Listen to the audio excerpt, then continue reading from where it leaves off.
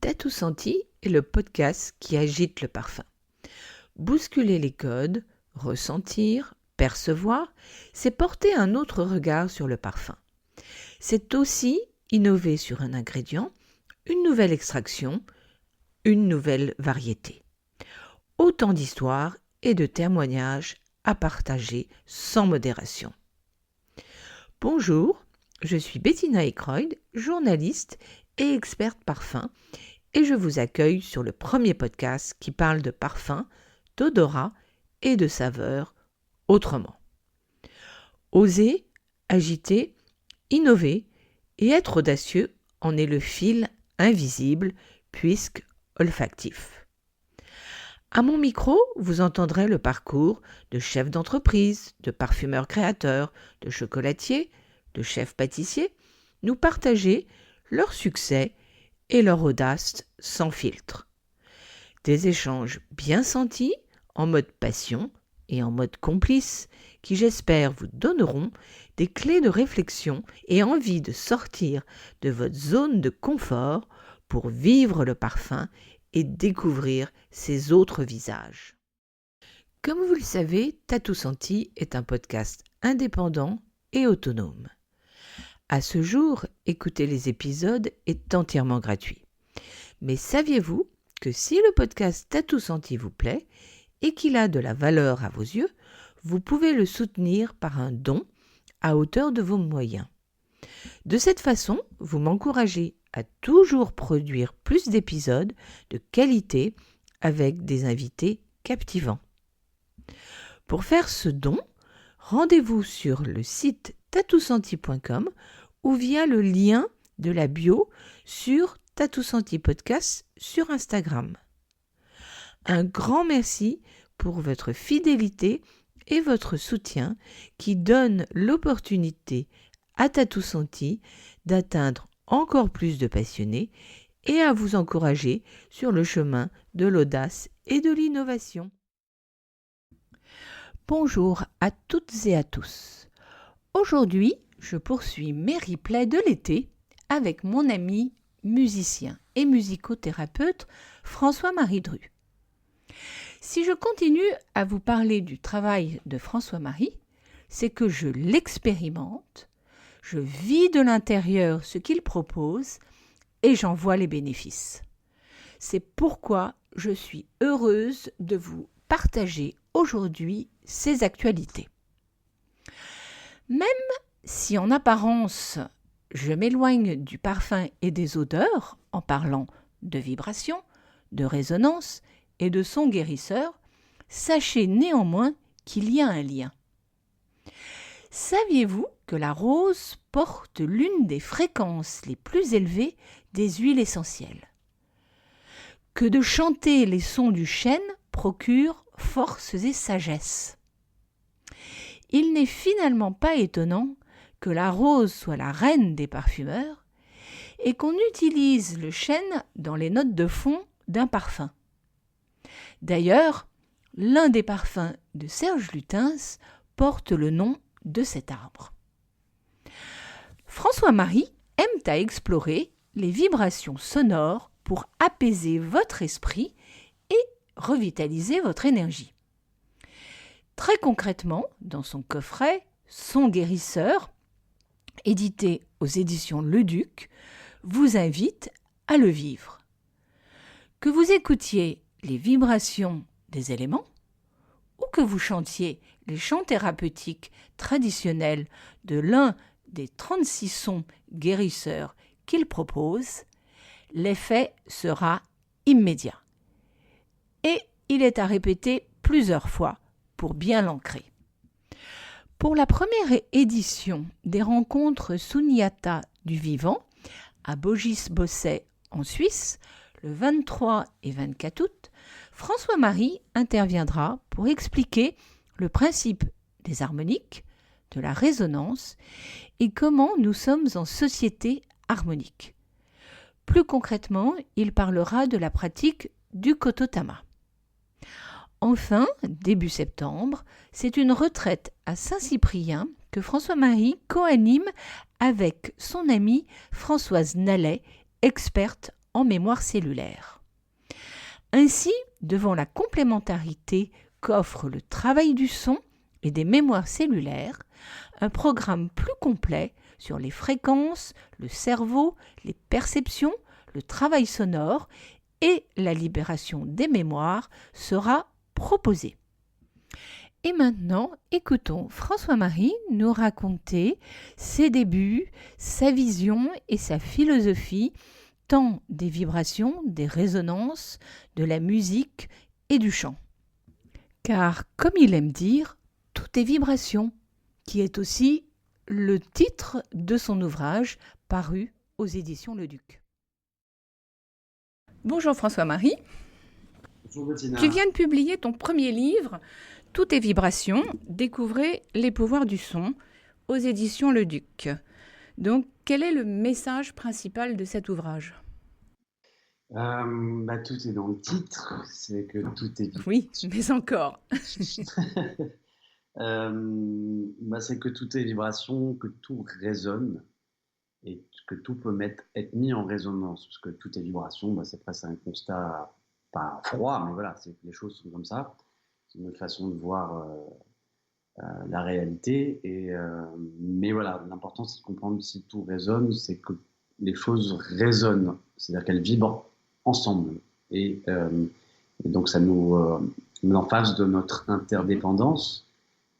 On met en face surtout sur le fait qu'on peut, voilà, après il est marqué découvrir les pouvoirs du son, donc c'est de découvrir, c'est-à-dire comprendre comment on peut s'harmoniser, en comprenant ce qui régit les lois universelles de l'harmonie, qui sont dans l'harmonie musicale, mais qui sont dans l'harmonie de toutes choses en fait.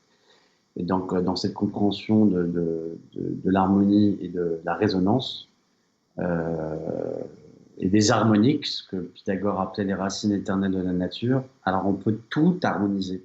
On peut tout harmoniser et tout est harmonisable. Et c'est pas, le but, c'est pas de chercher, c'est évident, c'est la recherche de l'harmonie, mais pour aller vers l'harmonie, il faut bien admettre quelque chose qui n'est pas harmonieux.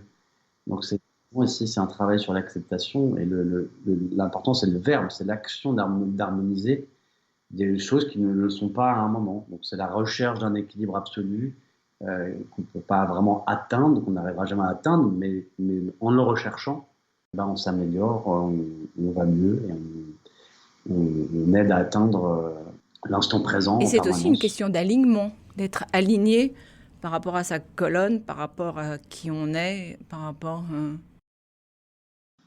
Tout équilibre, en fait, il y a un point d'équilibre. Donc, vu de haut, si un caillou tombe dans l'eau, hop, il y a un point, et puis après, ça va faire un cercle.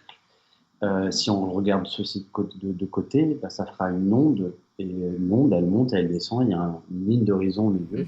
C'est ça, c'est l'équilibre entre deux forces, entre deux polarités, et donc ça nous permet de retrouver notre alignement, qui est un peu l'œil du cyclone, le centre, dans lequel il y a le calme, la sérénité, la source, l'origine.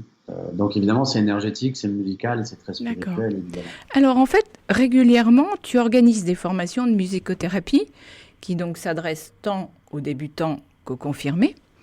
Donc peux-tu nous en dire quelques mots et les prochaines dates ? Alors les prochaines dates, c'est le 11 et 12 septembre, mais cet atelier est presque plein. Pour information, vous pouvez aller sur mon site Sonic Medicine, SONICMEDECINE, sonicmedicine.com. Il y a un onglet, il y a formation et inscription, donc c'est le 11 et 12 septembre. Il va y avoir aussi le 9 et 10 octobre, ce sont des week-ends. Ça, c'est à Paris.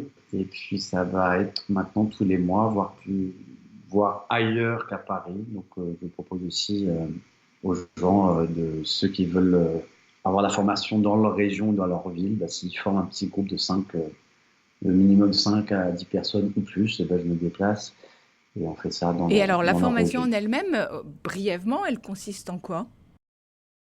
Elle consiste à comprendre, il y a un côté, comme dans le bouquin, le côté théorique, comprendre que tout est vibration et qu'est-ce que c'est que la résonance. Et quand on comprend ces deux choses, après, on peut, qu'on soit musicien, prof de yoga, sur un chemin de développement personnel, ou qu'on a un problème physique avec lequel, et on sent qu'on va le résoudre avec la vibration, avec le son ou avec d'autres formes de thérapie informationnel, vibratoire. C'est un psychologue, ça peut être de tout. Il n'y a pas besoin d'être musicien. La musique, c'est la combinaison de fréquences, de bonnes fréquences. Et en fait, elles sont autant dans les atomes, dans les molécules, dans les rapports humains, dans les émotions, dans les cycles éternels. Que voilà. Donc là, c'est pour mieux jouer la partition de notre vie, pour se soigner soi-même et les autres. Et donc après, très concrètement, on apprend des outils, on apprend par l'exercice de respiration à détendre le corps pour pouvoir faire de la méditation sonore, du chant acoustique, apprendre à faire un bain sonore, une harmonisation sonore, c'est-à-dire utiliser des bols, des gongs, différents pour créer une forme d'hypnose sonore ou des bains sonores qui vont être très thérapeutiques. Et ça, il n'y a même pas besoin d'être musicien, on apprend avec des instruments intuitifs à jouer et à s'harmoniser, à harmoniser l'autre. On apprend aussi des techniques avec des diapasons pour enlever des douleurs sur le corps, des douleurs très concrètes. Et puis là, tout le monde peut le faire, enlever des sciatiques, des tendinites avec les diapasons. Donc c'est 2 jours bien intenses. Ouais, c'est 2 jours, c'est beaucoup de choses. C'est comme l'ouverture d'un éventail. Après, c'est des outils que la personne va pouvoir utiliser pour lui, ou pour ses patients, ou pour ce qu'il fait dans la vie, pour magnifier les cordes différentes, les cordes aux arcs que chacun peut avoir. Et c'est des outils qui va développer. Et après, ça peut être, il y a toujours un retour. Les personnes disent, j'aimerais vraiment étudier plus profondément ça. Donc après, c'est un peu à la carte. Il y a un niveau 2 qui est à la carte. Dernièrement, tu as participé au Festival international de la musique des plantes. D'ailleurs, c'est quelque chose dont tu parles aussi dans le livre. Donc, quels ont été les moments forts et les conclusions de ce festival qui s'est tenu à huis clos? Bon, moi j'en reviens et j'étais émerveillé comme l'année dernière, c'était la première édition, et là c'était la deuxième édition. Bon, il n'y avait que les intervenants qui se sont retrouvés à cause des obligations gouvernementales. Et donc on a pu travailler ensemble et puis surtout se montrer d'autres choses. Et moi j'étais encore une fois de plus émerveillé par ce qui se passe. L'année dernière j'étais juste en tant que je faisais partie du public et j'ai vraiment, j'en parlais déjà dans mon bouquin, mais quand on le voit confirmé et quand on voit les choses commencer à se croiser, c'est dingue. Donc émerveillé, oui, c'est l'émerveillement, c'est la merveille du monde qu'on voit agir, voir comment on va pouvoir agir avec.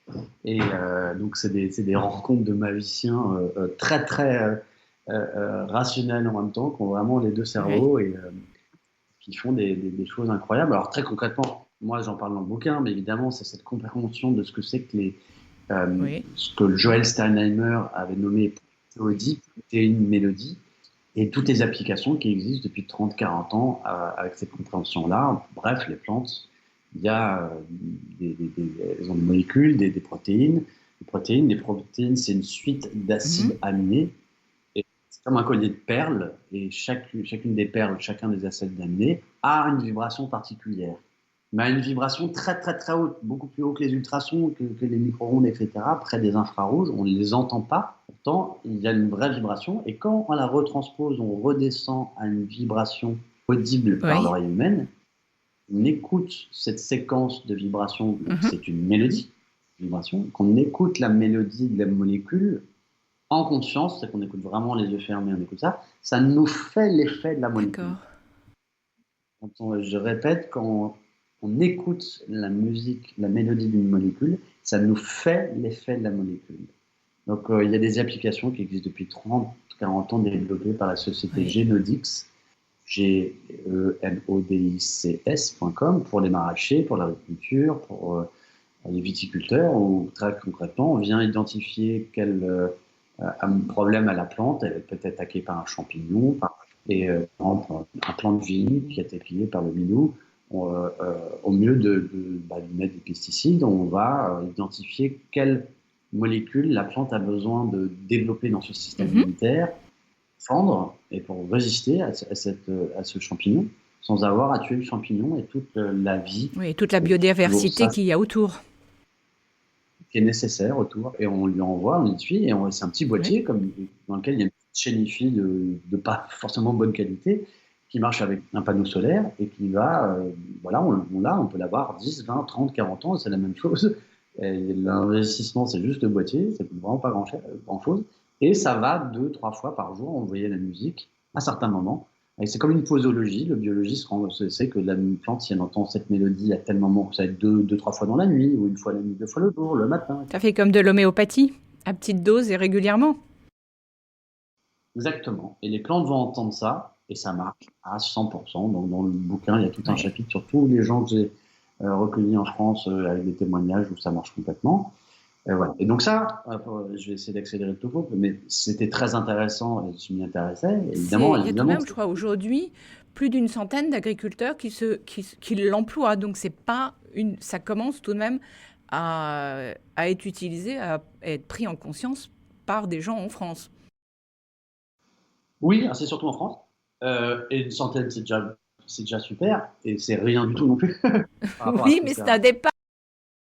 Déjà, 100 personnes, ça aide à se développer, à partager des données, à mutualiser des savoir-faire et à avancer pour que ça se développe plus à l'avenir. Évidemment, c'est l'agriculture et la médecine, ça se rejoint à l'écologie, la médecine du futur, dans la vibration, c'est-à-dire par l'information vibratoire qui ne coûte rien. Et donc, il n'y aura plus de déficit si on y comprend bien ça. Et puis, on respecte le vivant qui est vibratoire. Donc je finis juste sur ce topo-là, c'est-à-dire que donc il y avait ça, les protéolies, et puis il y a l'entreprise Solera en Italie qui depuis 20 ans a développé ce petit boîtier. Et ça, c'est un petit boîtier, c'est pas le même système, c'est-à-dire que c'est un boîtier et en branche, on met sur la plante, par exemple une fougère, une petite diode, une petite partie électrique qui va mesurer son activité électrique. Et la plante, on peut dire, elle n'a pas de poumon, et pourtant elle respire. Elle a une autre façon organique de respirer. On peut dire elle n'a pas de cerveau, donc elle n'a pas de conscience, mais c'est ça que ça nous montre, évidemment, c'est qu'elle a une conscience qui est différente des nôtres, une interaction. Évidemment, beaucoup de gens commencent à s'ouvrir à ça, à comprendre l'intelligence des plantes. Mais là, ce que c'est pas juste la comprendre, c'est de rentrer en interaction avec cette intelligence. Et donc le boîtier, après on branche l'ordinateur et on va pouvoir entendre, est-ce que là on entend la musique, que la plante, son système nerveux est traduit. Voilà. Oui, on entend.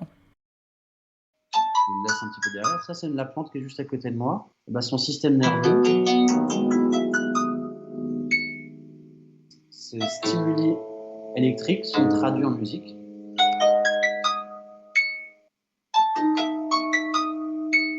Bref, on pourrait écouter comme ça. Et ce qui est très intéressant, et c'est là où moi j'ai halluciné l'année dernière, c'est que les plantes, elles jouent cette musique, et cette musique, elle est très très belle. Si vous êtes stressé, elles joueront rien. Oui, tout à fait.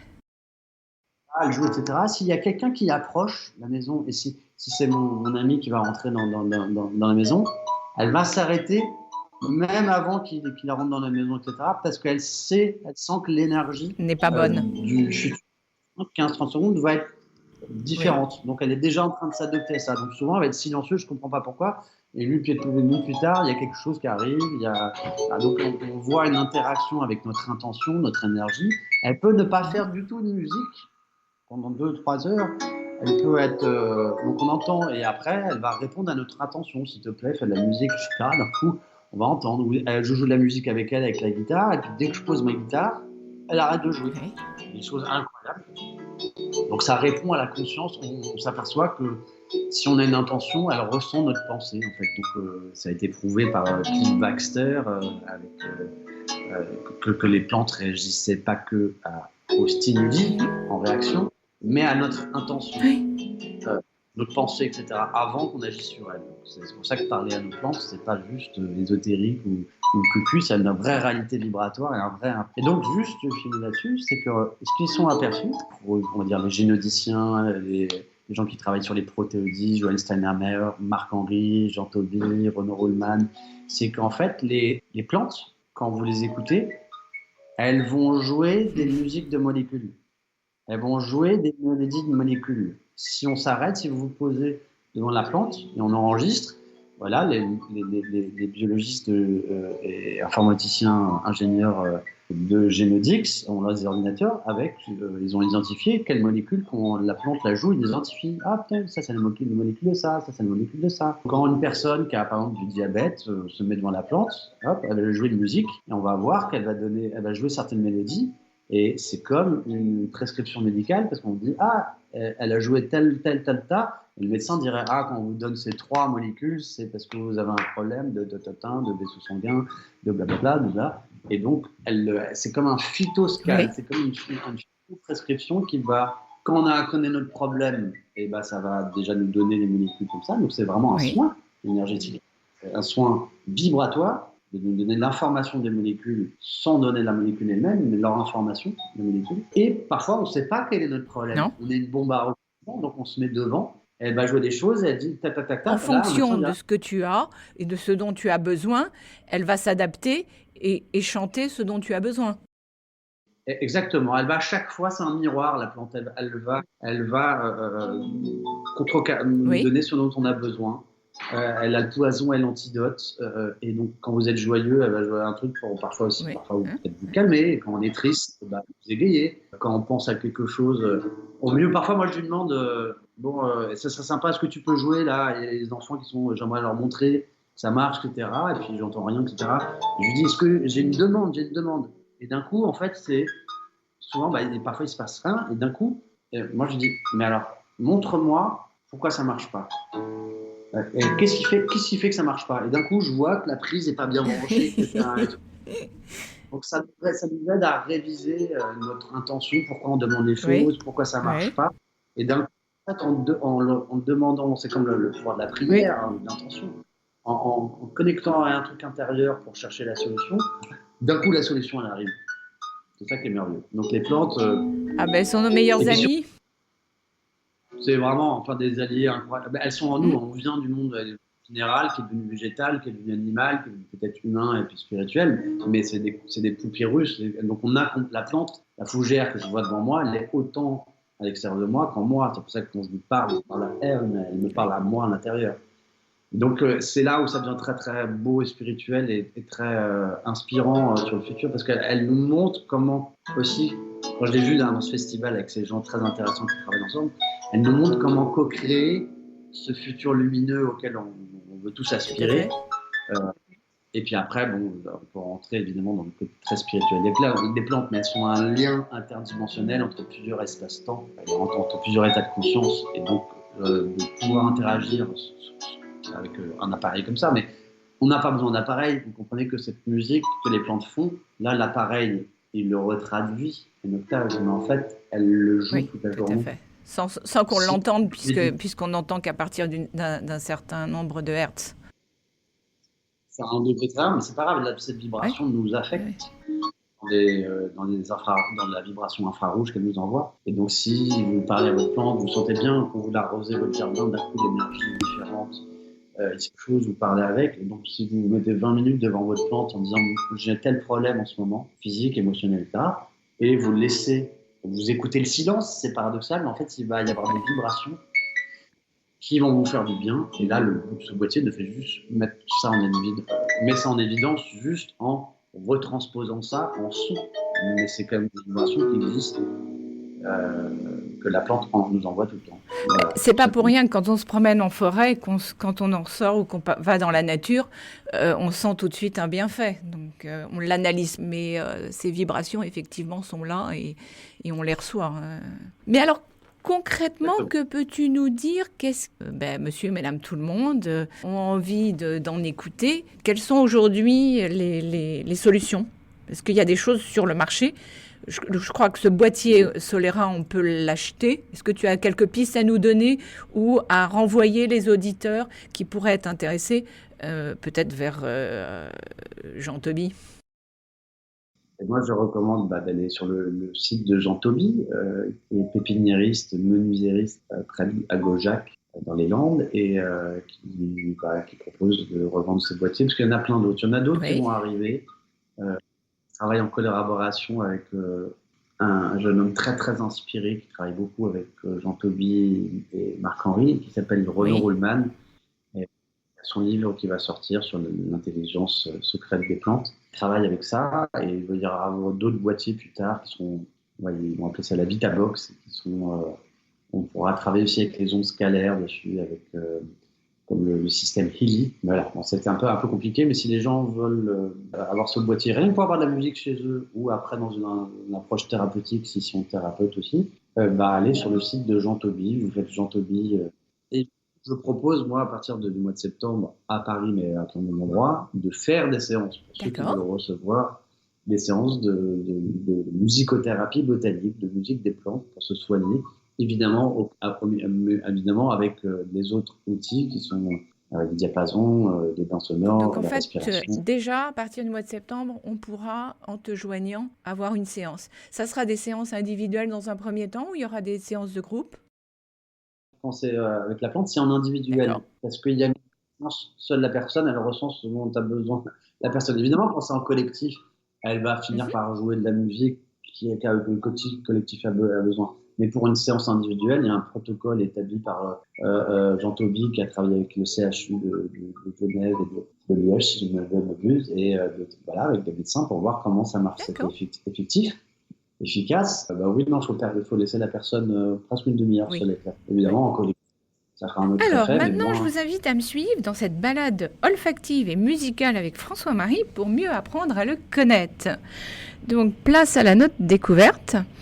Et donc, étant sur Tatou Senti, tu ne pouvais pas échapper à la question: quel est ton ou tes souvenirs olfactifs les plus forts? Bah, en fait, c'est tellement que c'est difficile. Parce que c'est comme des fleurs, comme des amoureuses. À un moment, c'est Quelle est celle qui difficile de. remonte à cet instant T?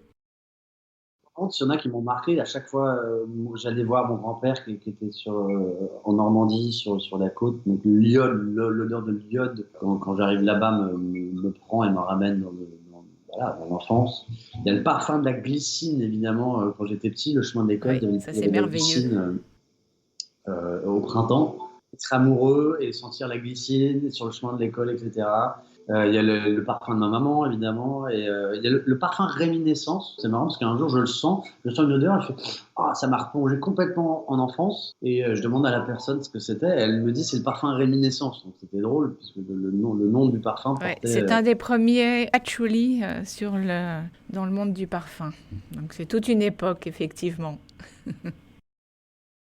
Et puis la lavande et puis le parfum En des fait, champignons. jeune, tu as été bercé par la musique des années 60 et 70, mais en fait aussi par une mère qui jouait quelques morceaux de piano.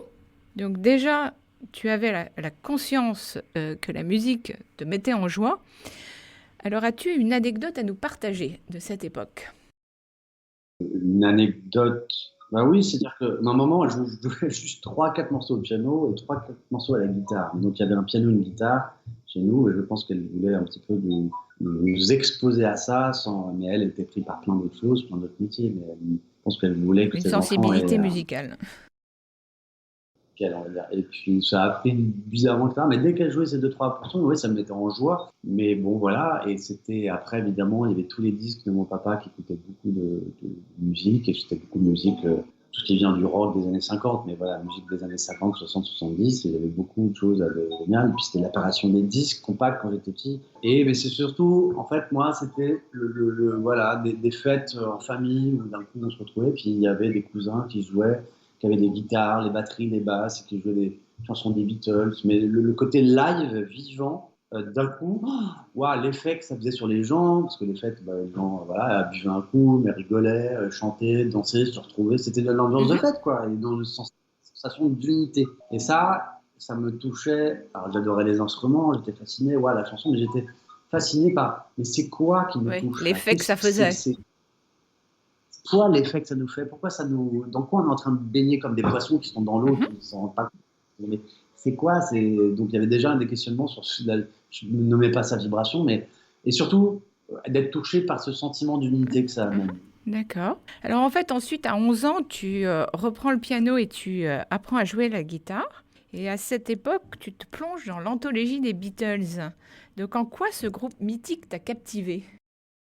Ah bah c'est ça, enfin je suis pas le seul, à mon avis c'est les groupes le plus captivant, mais parce que les Beatles c'est leur Oui. rêve, c'est là, tout simplement, moi leur musique me mettait en joie, me faisait rêver.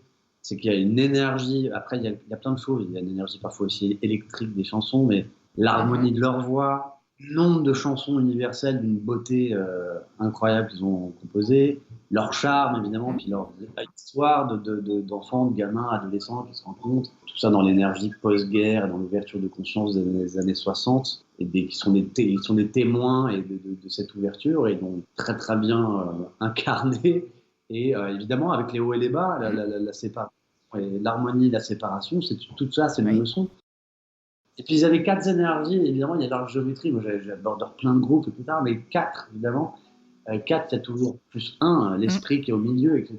Donc après, la quintessence qui est au milieu, mais évidemment, il y a le duo Lennon-McCartney qui est vraiment feu et eau. Je dirais Lennon, feu, il amène une énergie assez particulière, et puis McCartney un peu plus ronde, etc. Mais ils ont tous les trucs, mais il y a feu et eau, et puis il y a Harrison qui amène l'air, qui permet cette dualité du feu et eau, de s'ouvrir, de s'animer, etc. Pas pour rien qu'il était bon dans les chœurs et qu'il enrichissait des harmonies. Et puis il y a l'élémentaire, le Ringo, qui est la batterie, un peu plus terre à terre, drôle, etc. Donc c'est une géométrie alchimique Ouais. Ils se incroyable. complétaient tous. Ah voilà, il y a Ouais. une complémentarité, une géométrie alchimique. Alors ensuite, une fois ton bac en poche et des études d'histoire, tu vas décider de devenir compositeur de chansons. Donc comment cette idée est apparue? Un petit peu comme justement, quand j'étais. Ces fêtes de famille où il y avait de la musique, il y avait des chansons, il y avait des chansons des Beatles, mais plein d'autres choses. Et voilà, qu'est-ce qui amène tous ces gens ensemble? C'était la musique, et la musique pour moi, c'était des chansons. Ça, je serais né 200 ans plus tard, ça aurait été des morceaux de clavecin ou du violon, je sais pas où, ou des tambours dans un autre pays, mais c'était la matière à laquelle j'étais exposé. Donc c'était écrire des chansons gaies qui donnent envie de danser, ou des chansons tristes qui donnent envie de faire des slows, et de se rapprocher. Donc il y avait le côté un peu déjà yang ou yin, voilà. Donc c'était, c'est ça la matière. Donc moi, il faut que je me compose déjà petit. Hein, donc quand après j'apprenais des chansons, je cherchais beaucoup à créer, à inventer des petites mélodies avec la guitare ou la voix, etc. Donc c'était créer, etc. Et puis adolescent, voilà, on a envie de séduire les filles, on a envie de séduire les autres. Et puis d'un coup, il faut avoir un métier. Et il y a plein de choses qui ne m'intéressaient pas dans le modèle scolaire. Donc ça va être ça. Donc il faut que je crée ça. Il faut que je sois reconnu en tant qu'écrivain de musique. Donc c'est né comme ça. Donc c'est là où tu pars en fait suivre des cours à Berklee College, d'ailleurs une école qui a été parrainée par Quincy Jones, donc pour apprendre à composer ces chansons. Donc qu'est-ce que tu retiens de ces 4 ans? C'était une école avec beaucoup d'élèves et beaucoup de professeurs du monde entier. Les États-Unis ont parfois vraiment c'est un pays vraiment merveilleux pour ça, pour parfois des mélanges, des melting pots intéressants. Et donc il y avait toutes les musiques, toutes les façons dont on peut se professionnaliser avec la musique. On va faire de la musique de film, de la musique, être producteur. Musicien de scène, musique thérapie. Il y avait un peu de tout. Et surtout, et donc moi j'étais juste composition, un peu composition Beatles dans ma tête. Et donc après, ça m'a ouvert à plein de choses, à plein d'autres musiques, par des rencontres avec les gens, les élèves, les professeurs. Donc c'était surtout des rencontres. Et puis il y avait ce rapport compétition, coopération. En fait, la musique, oui, on doit travailler sur un instrument. Donc en fait, il y avait plein de des couloirs entiers avec des petites pièces, avec des pianos où les gens travaillaient. Les élèves travaillent en ce moment, donc il y a un truc de travail, d'excellence, évidemment, Ouais. qui est l'école. Et c'est d'être le meilleur en soi-même. Mais c'était après, ça se ressent dans l'ego, quelqu'un qui veut être là. Donc, quand il joue sur scène, il ne s'écoute pas les autres. Et donc la musique, c'est vraiment cette école d'essayer de s'améliorer soi-même, de s'harmoniser, d'être meilleur sur son instrument, compréhension, etc. Mais tout ça n'a aucune valeur si je n'arrive pas à m'harmoniser avec les autres. Donc il y a un mariage de compétition, surtout avec soi-même, admiration, donc ça donne envie de progresser, mais donc une compétition avec soi-même, compétition, coopération. Un groupe, c'est une coopération, c'est une harmonie ensemble, etc. Donc c'était vraiment beaucoup ça. Et puis au niveau personnel, c'était l'ouverture parfois à certains psychédéliques, à certaines substances. Hein. Les musiciens. Oui. Et, musicien, 3 petits points. Et donc, mais après, moi, ça m'a beaucoup travaillé. C'était une ouverture spirituelle progressive, d'essayer de commencer à arrêter certains comportements toxiques chez moi. Ça n'a pas tout de suite marché, mais c'était un début de chemin. Et donc, ça a été aussi commencer à lire, parce que je n'aimais pas ce que j'aimais à l'école, mais en fait, n'importe quelle personne j'entends des gens qui disent ouais, mais moi, je lis pas beaucoup, mais d'un coup, quand on commence à tomber sur la littérature qu'on aime, d'un coup, on peut être un très très gros lecteur.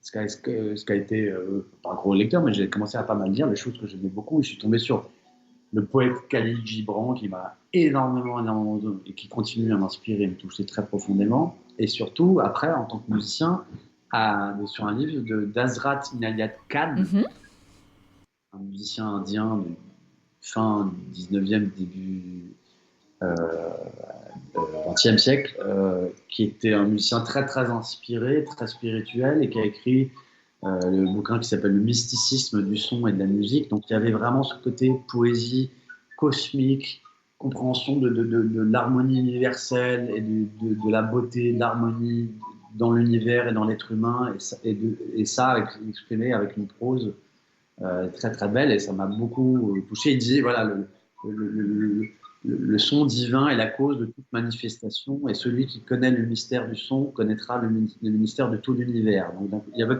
c'était comme un Tesla. D'ailleurs, il vivait à la même époque de la Tesla, mais du côté musique et musicothérapeutique. Il était et après il est musicothérapeute. Donc c'est un peu un Pythagore indien 3000 ans plus tard, et que je retrouve beaucoup dans Fabien Maman, qui a été mon maître aussi.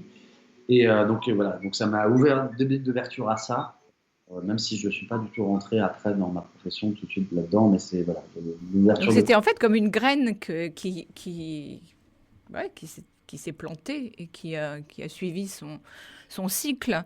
Donc justement, passons du musicien au musicothérapeute.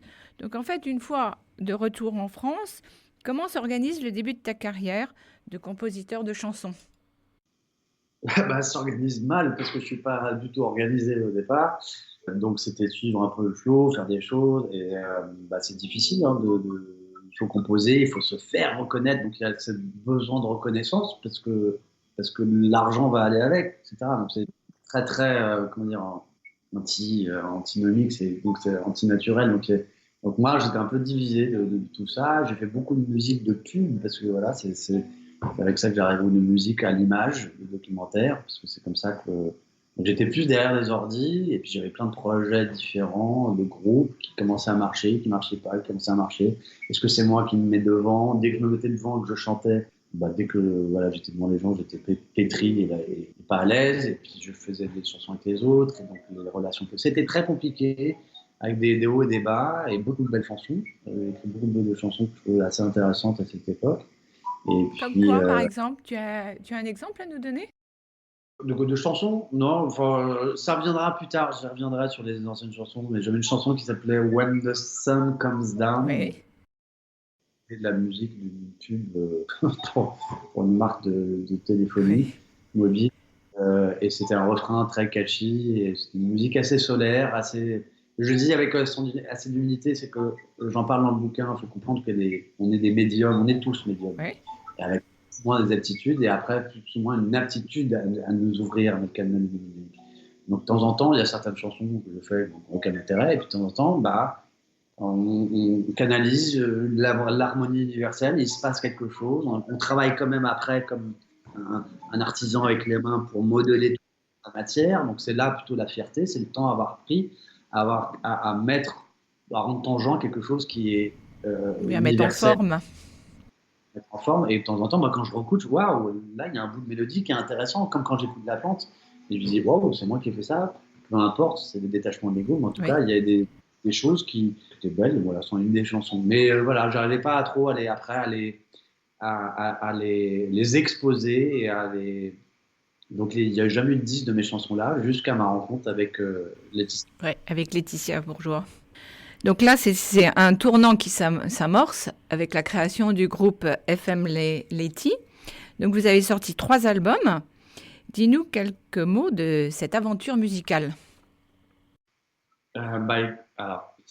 C'est une aventure, c'est comme une aventure amoureuse, une aventure de vie, c'est une rencontre, quoi. Donc c'est ma rencontre avec Laetitia en 2009 dans une émission de la radio. Et la connexion s'est faite tout de suite, l'alchimie, et voilà. Et donc moi j'étais amoureux d'elle, de sa lumière, son grain de voix, sa personnalité. Et puis après sa poésie, elle avait quelques textes. Moi j'écrivais beaucoup de chansons et parfois beaucoup d'évidemment.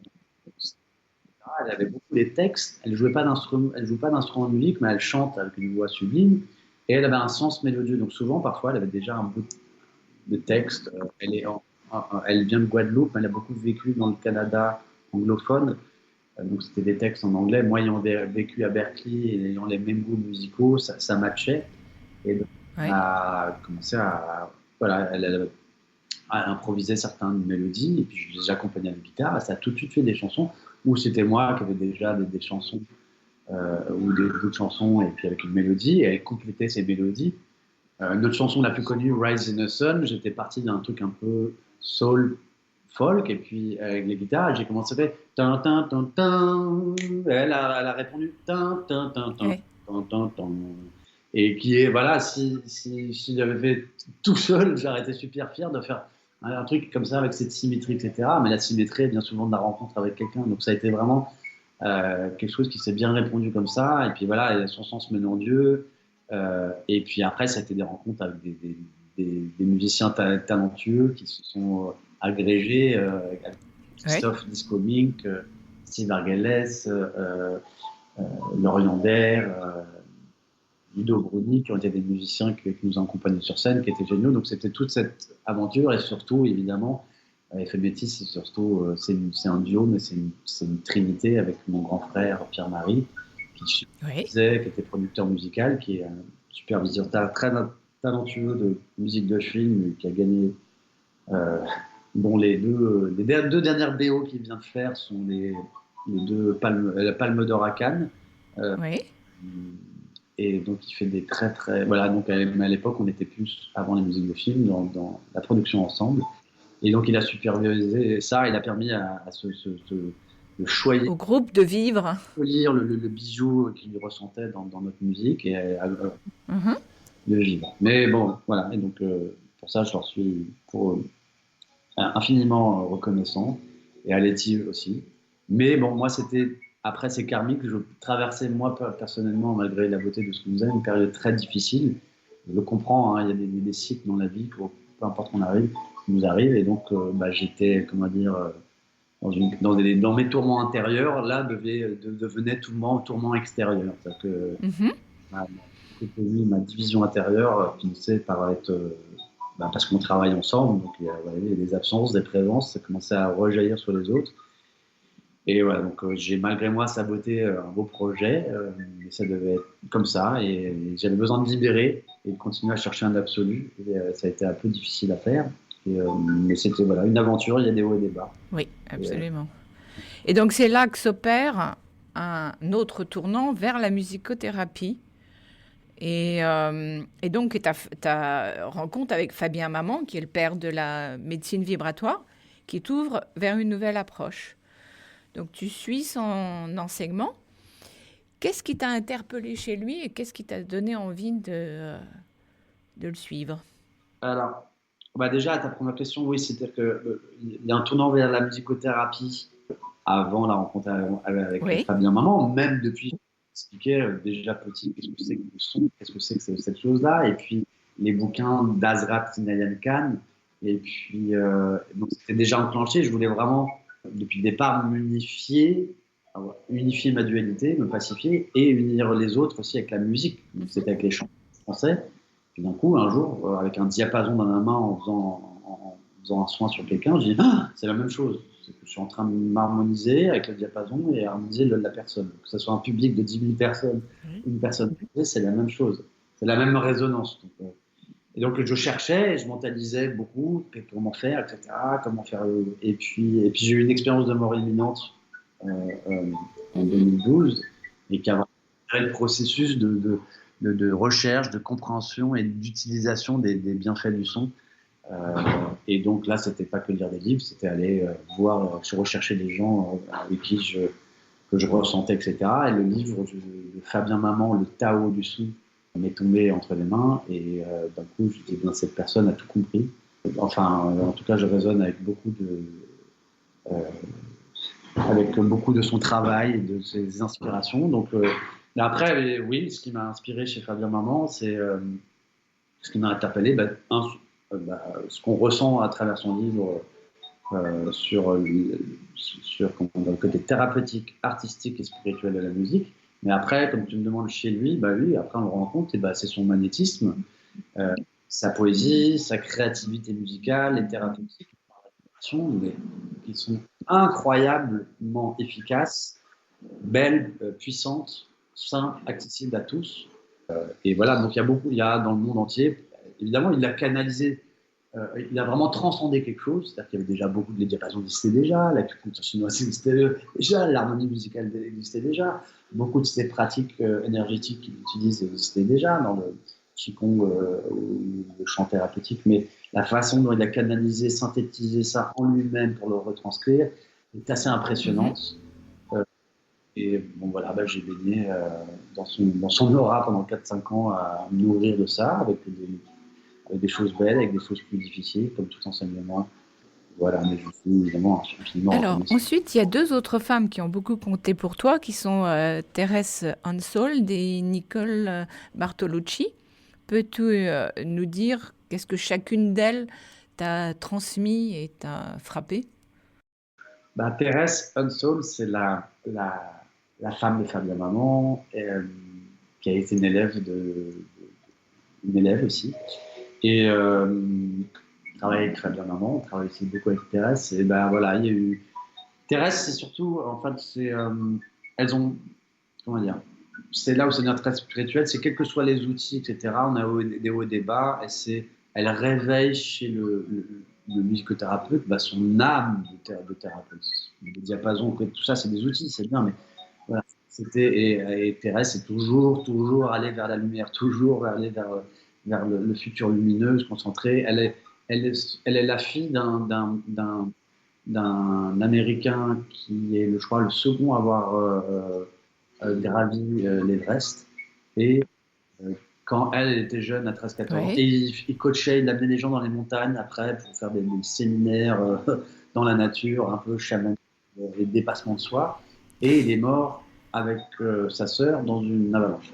Et D'accord. voilà. Donc Thérèse, voilà, malgré l'adversité, c'est toujours monter, gravir vers le haut du sommet et aller vers la montagne, vers la lumière. Donc ça a été très difficile aussi avec elle, mais en même temps, je suis infiniment reconnaissant parce que c'est une initiation qui permet de travailler. Et évidemment, après, moi, j'ai connu Nicole Bartolucci, France, qui était médium, astrologue, qui travaille beaucoup avec le Kototama, le chant thérapeutique, cette science des sons auquel m'avait Thérèse et Fabien initié avant, mais c'est avec elle que j'ai vraiment pratiqué vraiment en France, à plusieurs endroits dans la nature pendant 3-4 ans, de façon très très profonde. Et Nicole, c'est vraiment la liberté, la force, la vérité, la simplicité, l'humilité dans toute cette pratique. Et évidemment, c'est toute la connaissance druidique, l'héritage druidique, lié à son canal médiumnique astrologique, donc il se passait dans les cercles sonores des choses assez incroyables. Et après, elle m'a vraiment appris à me connecter à la nature, et donc de comprendre que la nature vibre. Et donc quand je me connecte à la nature, à ce qui est l'essence de la nature, c'est la vibration, et je me connecte à l'essence de ma nature intérieure qui est vibration. Donc c'est une résonance. Donc d'un coup, je retrouve ma nature, donc la nature avec un L majuscule. Donc après, c'est par plein de techniques ou plein de choses différentes, mais c'était ça le fin fond, en fait, je comprends. Et elle le faisait avec l'humour, liberté, simplicité. Ce qui me changeait un petit peu parfois de l'enseignement, pas toujours simple de Tu veux Fabien. dire que c'était un petit peu plus léger? Exactement, un peu plus léger, mais les deux étaient aussi importants pour moi. Ça forme un tout. Alors, faisons un petit break et parlons créativité et audace. Donc, la créativité, c'est inventer, c'est prendre des risques, c'est briser les règles. Est-ce que c'est quelque chose qui te parle et est-ce que tu as une anecdote pour l'illustrer?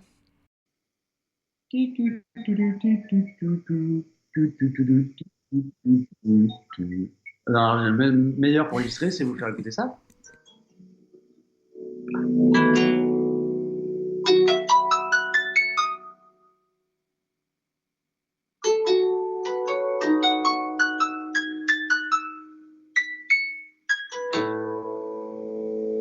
Je joue avec.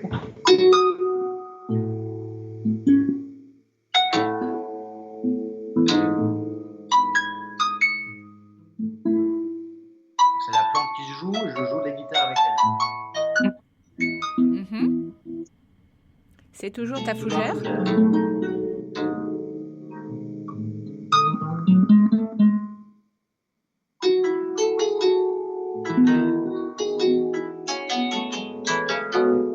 Là, c'est avec une soupe. Donc, bref, la créativité, ça peut être prétentieux de parler de créativité. Là, la plante, je ne savais pas, on parlait, j'avais baissé le volume et je remonte le volume, elle était en train de jouer. Donc, la créativité, pour moi, c'est la capacité de se connecter à l'instant présent. Il y a tout, c'est là, c'est maintenant, c'est être maintenant. Et en fait, créa, c'est ce qui est. La création. Et après, donc, c'est notre capacité à faire passer cette création, cet ordre originel, ce que Pythagore appelait les racines éternelles de la nature. J'aime bien, pour renverser les mots, les racines éternelles de la nature, les racines naturelles de l'éternité. Donc, c'est la même chose. Donc, c'est de les laisser traverser vers nous. Et puis, si c'est tout seul avec un instrument, ou si en faisant de la cuisine, en faisant l'amour, en composant un bouquet de fleurs, en parlant avec quelqu'un, en chantant une chanson. Hier, on faisait des chansons avec les filles de mon ami ici. Elles ont commencé à être super créatrices.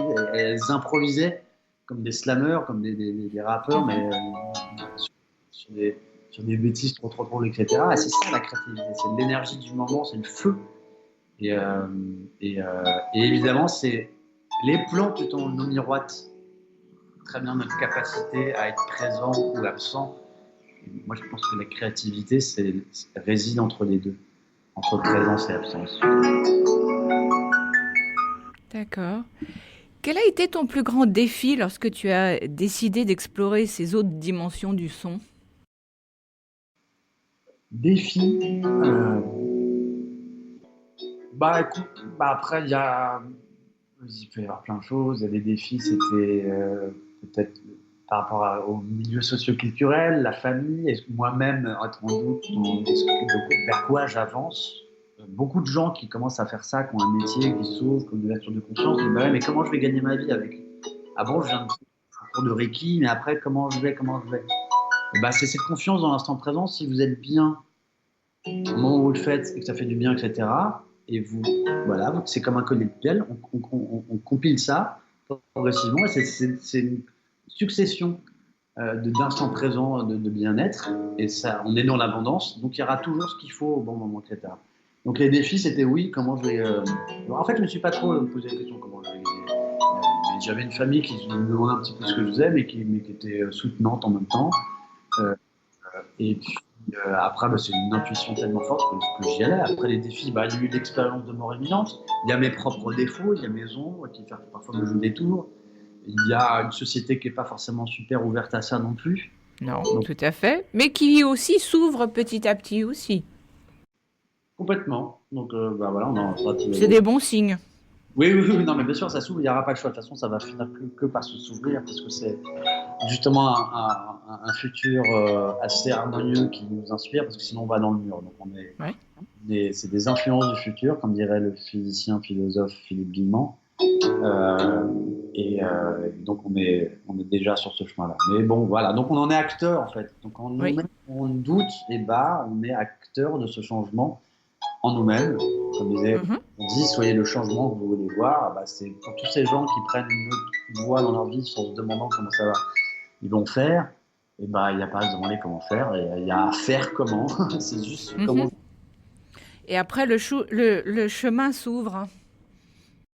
Oui, complètement. Après, évidemment, comme tu le dis, il faut de l'audace, parce que il faut un courage, parce que la liberté, elle se prend en fait. Parce que sinon, et parfois, elle peut rendre certaines personnes envieux ou faire peur. Oui, surtout. Sur la famille, mais après sur les autres, mais de quel droit ils prennent cette liberté? Ah bon, on peut être aussi libre, et donc deux personnes qui ne prennent pas de cette liberté, c'est frustrant pour eux parce qu'ils n'arrivent pas à la prendre, et donc ils vont un petit peu la juger. Moi, je m'en fous. Mais voilà. Et moi, j'aime beaucoup Marc Villa qui était là, le pianiste vagabond, qui était là aussi au Festival La Musique des Plantes. Il s'est passé des choses incroyables. En l'occurrence, il a laissé son piano avec lequel il voyage depuis 40 ans là-bas. Il a décidé de le laisser là-bas. Après ce qui s'est passé au festival. Donc, je vous raconte pas ce qui s'est passé. Ça a dû être assez fort. Et beau. Et donc, Et pour moi, c'est un virtuose musicien et un sage de la liberté, encore de la liberté à la musique, la liberté musicale. Et souvent, lui, il parle beaucoup dans son livre qui est très très beau, La clé Oui. d'être, c'est de s'accorder l'envol. Donc la liberté de se prendre, il faut s'accorder l'envol malgré nos fausses notes, malgré nos doutes, malgré les êtres un peu plus sur Terre, hein, les oiseaux. Et comme le dit très bien, quand un oiseau il se pose sur une branche, il chante une chanson, une mélodie, il ne s'arrête pas après en regardant les autres, en disant est-ce que c'était bien, etc., en se doutant, etc. C'est ça la liberté, c'est exprimer l'harmonie, la pureté, la beauté de l'harmonie à travers soi-même. Plus on vit avec notre nature vibratoire, le plus ça s'exprime facilement. Donc ça, c'est tout Oui. d'ailleurs que je propose.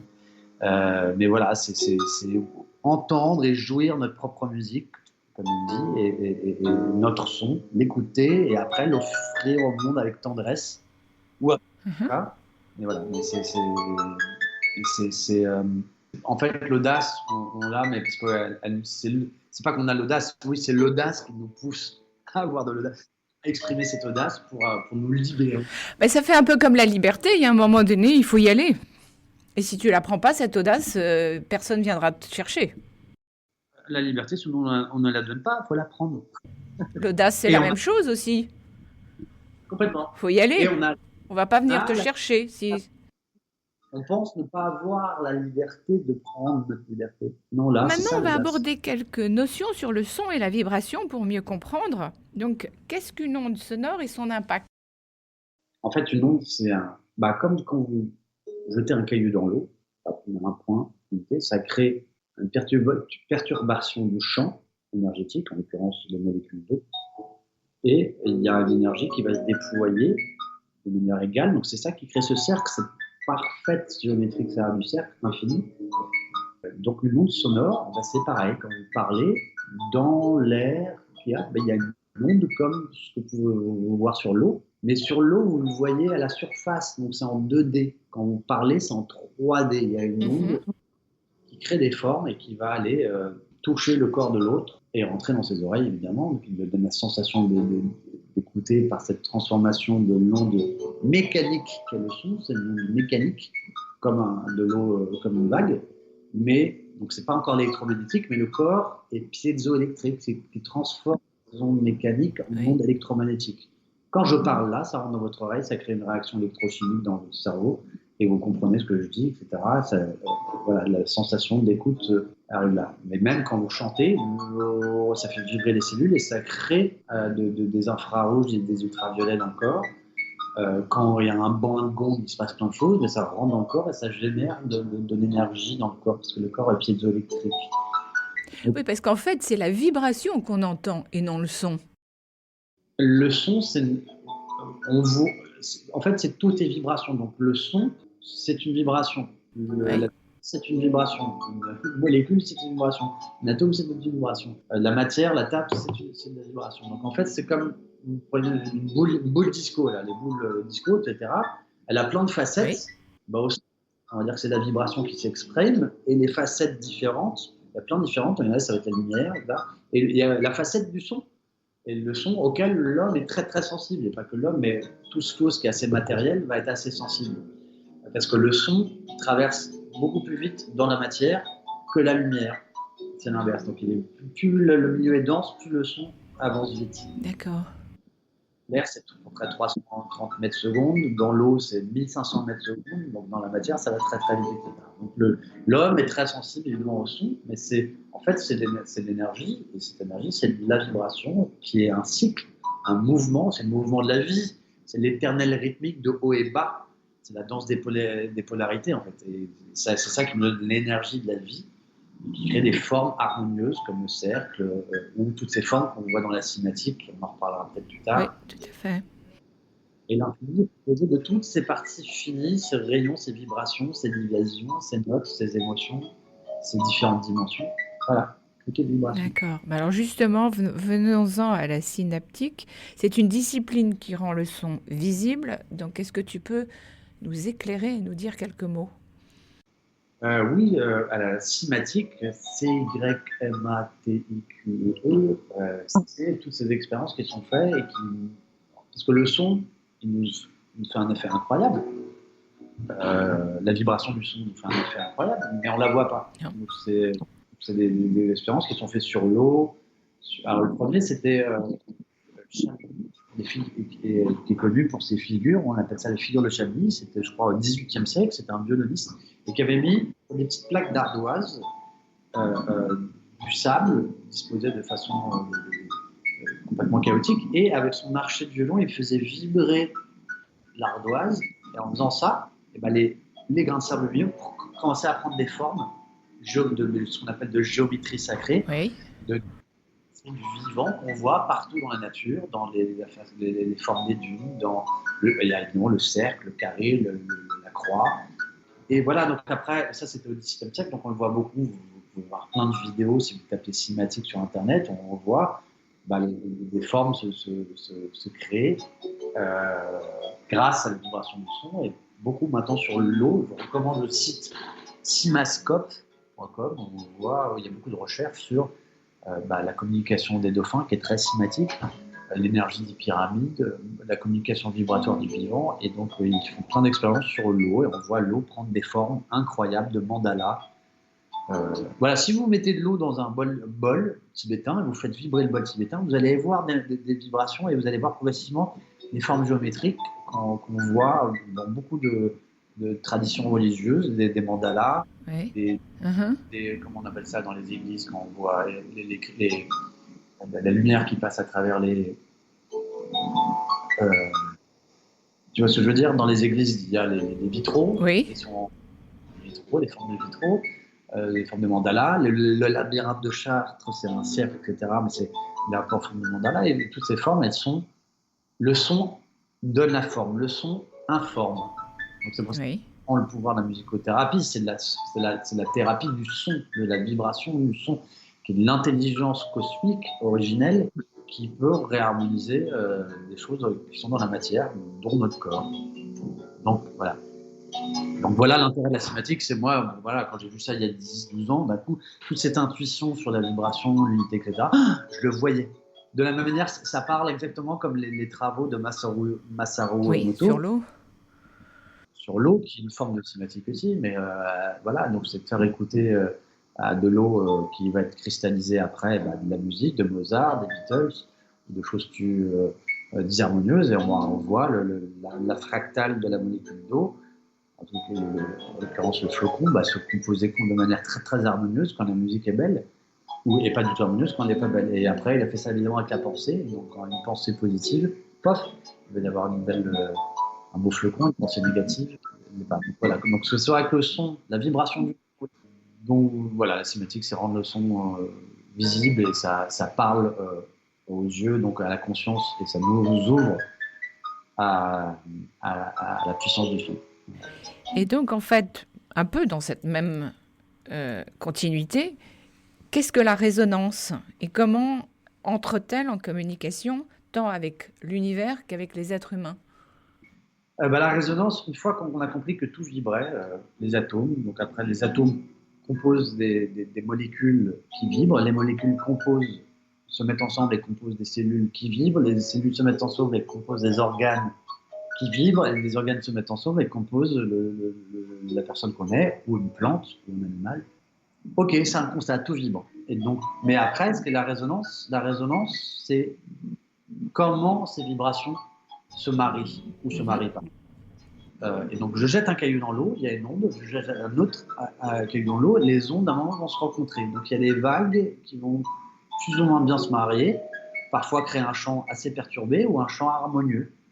Si c'est la même, donc si c'était des sons, si c'est le même son, la même longueur d'onde, la même vibration, ça va bien se marier, ça va être l'unisson. Voilà. Et donc, il faut comprendre, si je tape un diapason, donc je pense que tous les auditeurs doivent savoir ce que c'est qu'un diapason, je le tape, il vibre. Si je mène un diapason de la même taille à côté du premier qui vibre, le second va se mettre à vibrer sans que je l'ai frappé. Donc le premier a transféré son énergie à l'autre et a fait vibrer l'autre. Donc on comprend que comme tout vibre, tout peut être mis en vibration, tout peut être mis en résonance. Et quand on met en résonance, on fait vibrer, on fait vivre, on peut stimuler la cellule par vibration. On peut stimuler une plante par l'intention, etc. Donc voilà, donc c'est vraiment la loi de cause à effet. Donc après, oui, le premier diapason va vibrer, mais le deuxième va vibrer, et peut-être que si le deuxième vibrait longtemps et que le premier s'arrête, et ben le premier pourrait recevoir, etc. Donc c'est le serpent qui se mord la queue, et c'est vraiment voilà. Et puis évidemment, c'est après au niveau biologique, bon, vous avez compris, donc c'est la loi de cause à effet, c'est la causalité dans la résonance en fait. Tout vibre, donc quand on comprend que tout est vibration, et surtout, mais après que tout peut être mis en résonance et tout peut être activé, bah, ça nous ouvre la conscience sur notre responsabilité vibratoire, de qui je suis, qu'est-ce que je mets en résonance. Quand je parle de quelqu'un et que je parle de ses défauts, je fais résonner ses défauts. C'est-à-dire qu'ils n'existent pas, mais sur quoi je vais me concentrer. Quand moi-même, je me critique moi-même, ok, bon, c'est bien d'avoir du discernement sur soi-même, mais que si je nourris vachement ça, je vais pas y arriver, bah, tu es en train de l'affirmer, donc tu fais résonner un futur où tu vas pas y arriver. Donc ça nous impose, ça nous met en évidence notre responsabilité à vivre plus harmonieusement, plus en cohérence, parce que la résonance, c'est l'interdépendance. Et mieux communiquer aussi avec les autres. Évidemment, donc il y a la biorésonance, donc l'un avec l'autre. Est-ce que je suis en dissonance avec l'autre, ou si je suis en dissonance avec l'autre?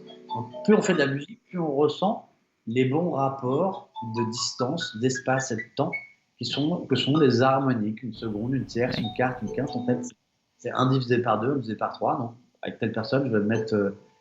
et voilà, et je dirais aussi, donc ça nous apprend la bonne harmonie des comportements humains, des relations humaines, on va dire.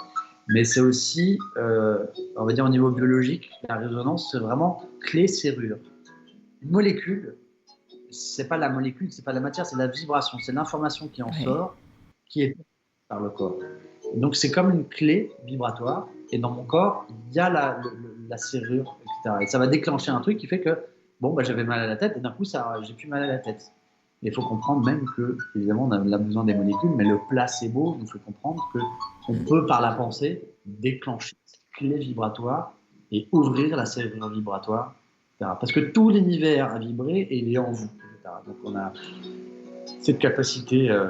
Donc en fait, si je t'écoute et si j'ai bien compris, la pensée, c'est la clé. Donc si elle va dans le bon sens, elle ouvre, et si elle va dans le mauvais sens, elle referme.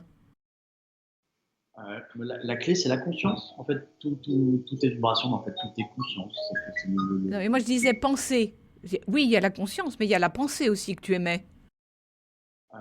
La clé, c'est la conscience. En fait, tout est vibration, en fait, tout est conscience. C'est le substrat. Oui, mais d'où vient-elle, la pensée?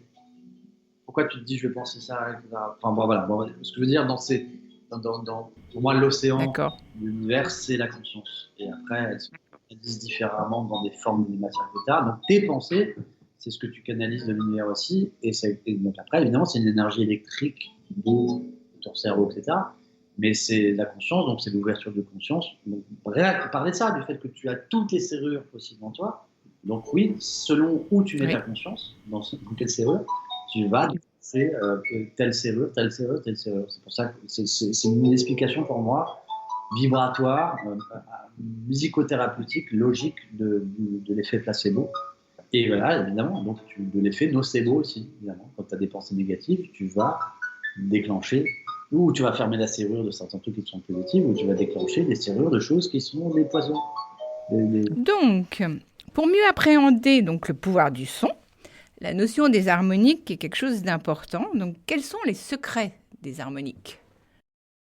Alors, les harmoniques, c'est le secret, justement.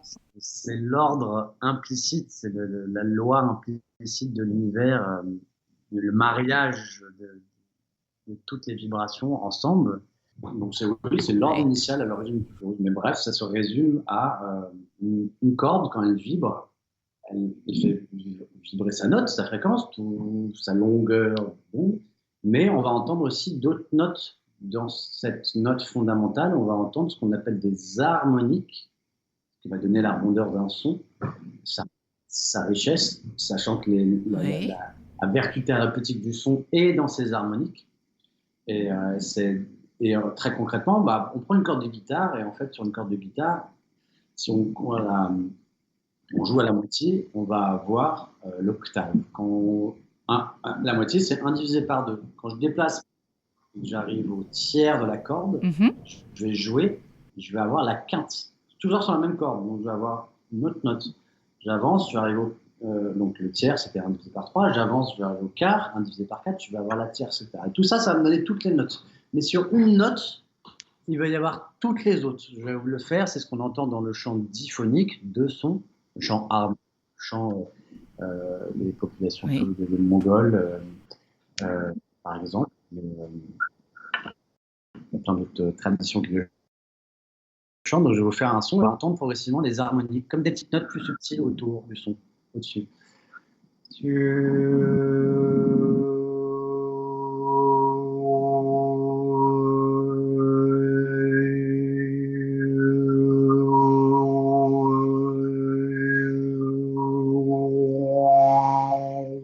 Je chante tout le temps la même note, mais il y a des petites notes par-dessus.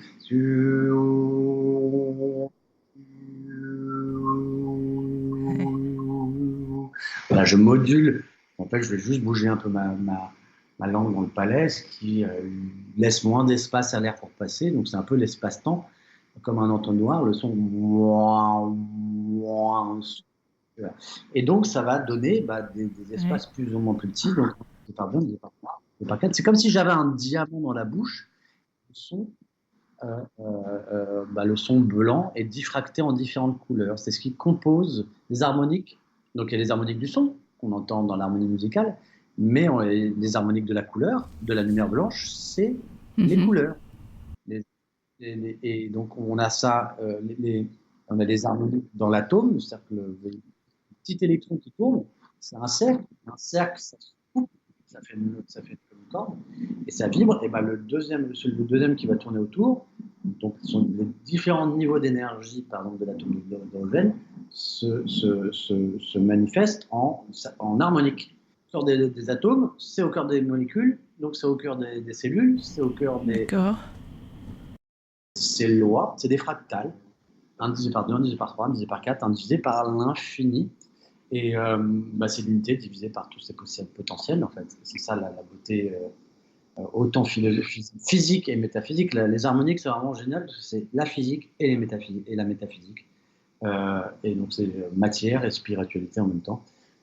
Matière et esprit. Et donc, voilà, les physiciens, donc ça va gouverner, c'est la loi, comme la loi de la résonance qui fait tout vibrer, etc. Il y a la loi des harmoniques, et après, comme il va y avoir des placements de ces choses-là. Par exemple, les planètes sont à des distances harmoniques.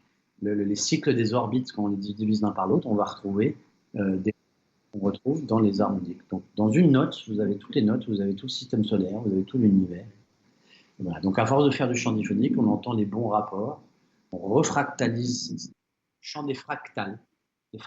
Les harmoniques, c'est les fractales acoustiques de l'univers. Vous voyez, ces formes en fractales très très beaux, on voit, etc. Parfois, c'est des images animées, mais c'est l'univers initial qui est comme ça, et après, se manifeste différent, comme ça sur Terre avec d'autres formes.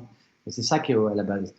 Et voilà, donc c'est ce qui est là au début, dans le vide, dans le point central du cercle, avant que les choses se manifestent.